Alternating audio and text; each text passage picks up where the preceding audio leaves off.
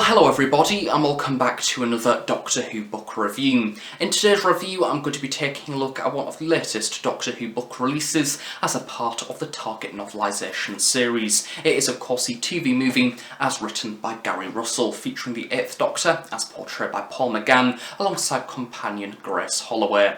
This release is available to order online now. The recommended retail price is £7.99, and I do believe that Forbidden Planet also has a number of signed copies available. And rather excitingly, of course, if you live in the UK, bookshops are now open again since we are out of lockdown. Therefore, if you're interested in picking up this book or any of the other Doctor Who Target novelisations, I highly recommend going in store and supporting your local book retailers, since they are now allowed to open once again. So before we take a look at the inside pages, let's take a look at the wonderful cover art. Once again, Anthony Dry has returned to create a really lovely illustration for Doctor Who the movie, and I absolutely love the fact that we now have a Target novelisation with Paul McGann as the 8th Doctor on the very front. So as per usual, the usual design with the Doctor Who logo at the very top, which has been embossed in gold, the Target novelisation logo in the top hand corner with the TV movie as written by Gary Russell. Now the cover art itself is actually one of my favourites of the set. It's certainly my joint favourite probably with the Dalek cover. I love the illustration of the 8th Doctor looking rather thoughtful off to the side with lots of details on his face. I really love the ink dot design on this. And then as we move to the opposite side, we have a rather skewed version of the TARDIS, which is a rather vibrant blue. I really like the way the TARDIS has been portrayed on this, because it does look very cartoon, very simplistic, and the proportions are a little bit all over the place, and as a result it reminds me of the Chris Achilleos artwork for the original Doctor Who Target novelisation of Doctor Who and the Daleks way back at the very start of the line, and it's something that makes this artwork a little bit unusual and not necessarily 100% accurate, which again is a nice little trope that a lot of the Target novelisations from back in the day kind of had unintentionally. Around the side of the Doctor we have this really lovely energy beam which has been given a light blue tint, which again is something that Chris Achilleos did quite a lot to represent the drama and the action within the story. And then towards the bottom we have Eric Roberts as the Master, looking very ominous indeed. The spine of the Target novelisation is the same to usual, way of the Doctor Who logo, which is nice and shiny, and of course the title of the book and Doctor Who Target there at the very top. Flipping around to the back, you have a lovely image of the 8th Doctor along with a quote from the story being "Who am I? Who am I?" And then of course we have a little write-up for the story itself, which is also stating that this was initially broadcast on the 14th of May 1996, with some company information at the very bottom. The Doctor Who TV movie fills yet another gap within the classic series Target shelf, although this book is not a brand new publication. As stated instantly within the opening pages of this book, it is pretty much the original novel by Gary Russell published some years ago, with some added inclusions and continuity changes, and not forgetting to mention the pretty Target-style makeover the cover has received, which arguably possibly makes a double dip justified if you have that original publication. The 8th Doctor is a unique incarnation of the Doctor, in that for some years his canon was debated by fans, and even to this day he is mostly known for his Big Finish audio dramas rather than his minimal visual TV appearances. We owe a lot to Big Finish because the 8th Doctor, much like the 6th Doctor, has become a well-rounded Doctor with such an expansive era of audio drama adventures to enjoy. And as a result, I associate the 8th Doctor with audio dramas as opposed to the TV movie, to the extent that I hardly remember the TV movie visually.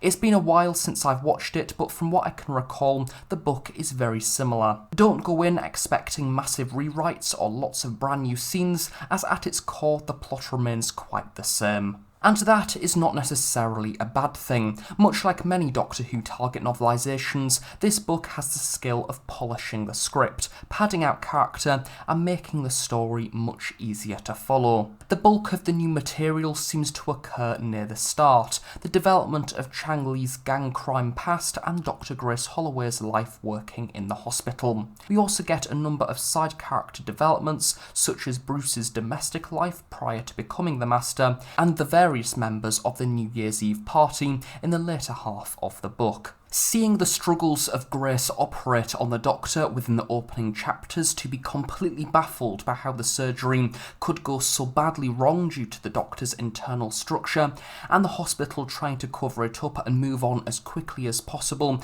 when the cadaver seems to just wander off, adds a sense of reality and humanity to both Grace's character and the hospital as a whole. This expansion of character brings the story to life and builds on the San Francisco cityscape on the brink of a new millennia. The highlight of this book for me is the relationship between the 8th Doctor and Grace Holloway, the weird spark that they have, starting with the Doctor being a cadaver on Grace's operating table, and it all getting bizarre from that point onwards. We see inside the Doctor's mind as he tries to recall his purpose and identity. He's a tad mad at times, and I could hear McGann's voice whilst reading throughout. Grace is also superbly written, and by the end I felt sad that the two characters parted ways. That moment when she realises that all of these mad things that the Doctor has been saying all along are indeed true is really lovely, and opens her eyes to an entire universe of adventure. The whole story feels like the Doctor is on the run from the Master without even knowing.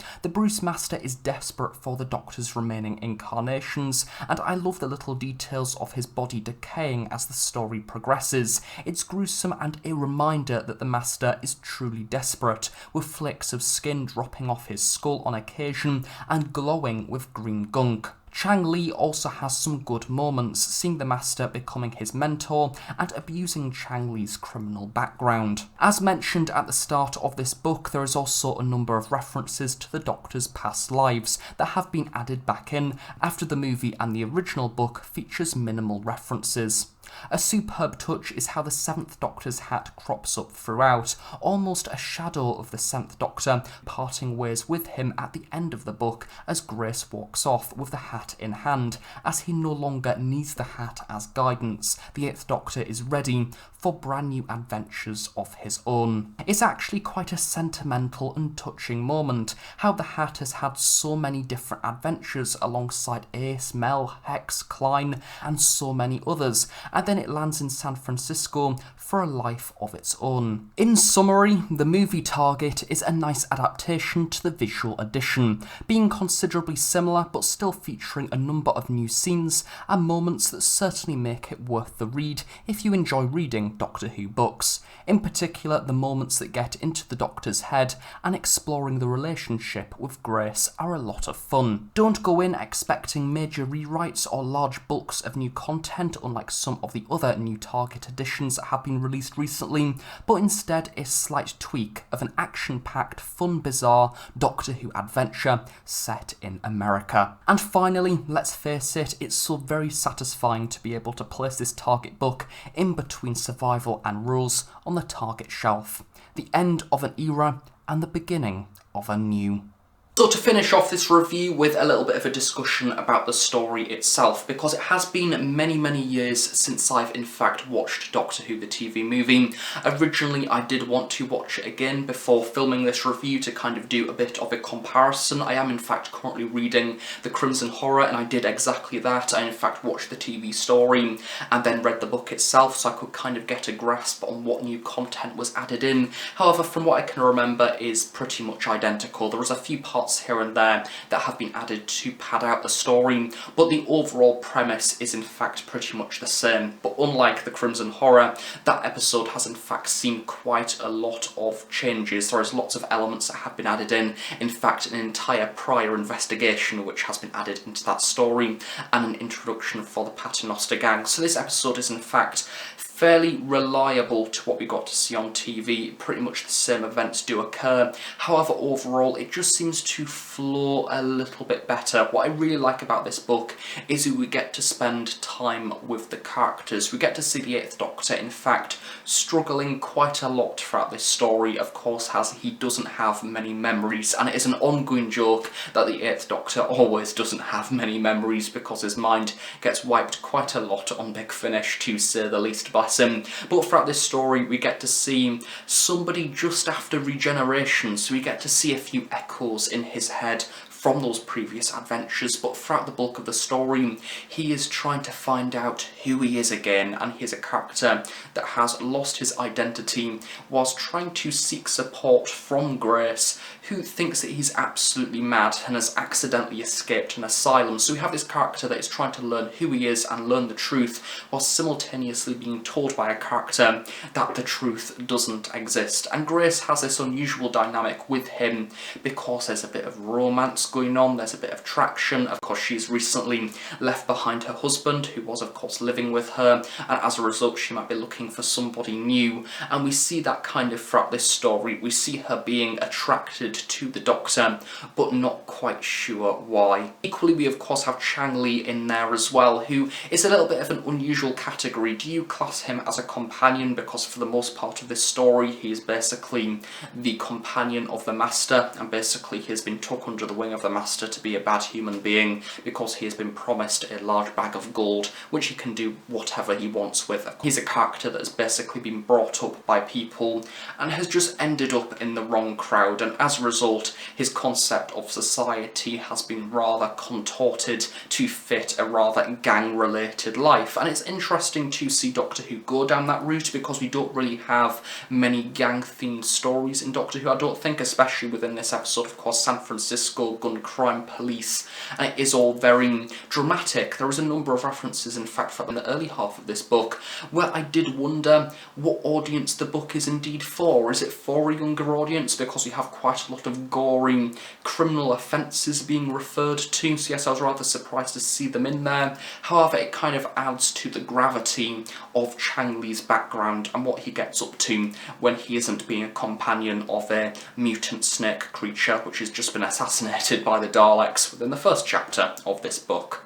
I'm trying very, very hard not to compare this book to the other Doctor Who target novelisations, because throughout a lot of the new series books I think we are almost, at least I am, I'm getting this expectation that we're going to see major rewrites, which that I don't think is the case for the target novelisation series. Quite a lot of them are rather reliable retellings of what we get to see unfold on screen. A lot of them are basically word for word but polished up, especially some of the Terrance Dicks stories, kind of ironing out those continuity errors, and something of which that I've noticed with the likes of the Day of the Doctor target, as well as the Christmas Invasion, Rose, Dalek, which I have previously reviewed and adored, and even the Crimson Horror, is that we are getting a lot of new content in the case of some stories where the episodes become barely unrecognisable to what we get to see on screen. Of course, Dalek has a lot of new content that really pads out the story, and I'm trying my best not to get into a mindset of basically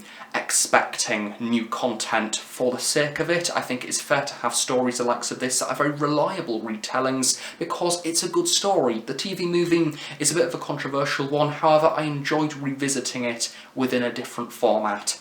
If anything, in fact, it did actually make me think it would be nice to see a new book series come out, a rather regular one. Of course, within the 9th and 10th Doctor and 11th Doctor eras, in fact, we had quite a reliable chain of Doctor Who BBC books being released to coincide with the TV show. I thought it would be really cool, because a lot of people want to see a 8th Doctor spin-off. What happens if we had an 8th Doctor book series instead? Maybe even developing the companions that we get to see on Big Finish. That would be quite cool, to get to see them having these new adventures within the book format. It would be nice to have a new book series come out, because it has been quite a while, and I think that could be a way of bringing back the classic Doctors and generating new interest without solely relying on Big Finish. So yes, in conclusion, for this Doctor Who target novelisation, it's alright, it's enjoyable, it's a lot of fun, and it has some excellent moments with the 8th Doctor and Grace, and by far their dynamic is my favourite part about this book. And I just love the way that the 8th Doctor and the Master go head to head, kind of with this race to get the Doctor's regenerations from him. It's a very brutal story, and basically shows the 8th Doctor at his weakest, but equally the Master at his most vulnerable, trying to claw back his identity after basically being destroyed into a pile of gunk within the early few chapters of this release. Of course, a very desperate version of the Master that we see quite a lot of within the classic series, and of course if you want to see more of the Eric Roberts Master, check out the recent Big Finish series, which has of course just came out, and a review of that will either be up already or going out soon. Yes, overall for this Target novelisation, fun, adventurous, however not really stretching beyond what we see on screen. We have a number of new scenes within the early half, which definitely make the story flow a little bit nicer, but overall a reliable retelling of a rather fun story in a different location to usual. It's nice to have an American setting Doctor Who story, and of course a fundamental bridge between classic series and new series Doctor Who. So thank you very much for watching this review. I really hope you have enjoyed it. Do of course stay tuned on the Host Productions for brand new Doctor Who content each and every week, from product reviews, book reviews, and of course Big Finish audio drama reviews. And on that note, have a nice day, and I shall see you all next time. Bye for now.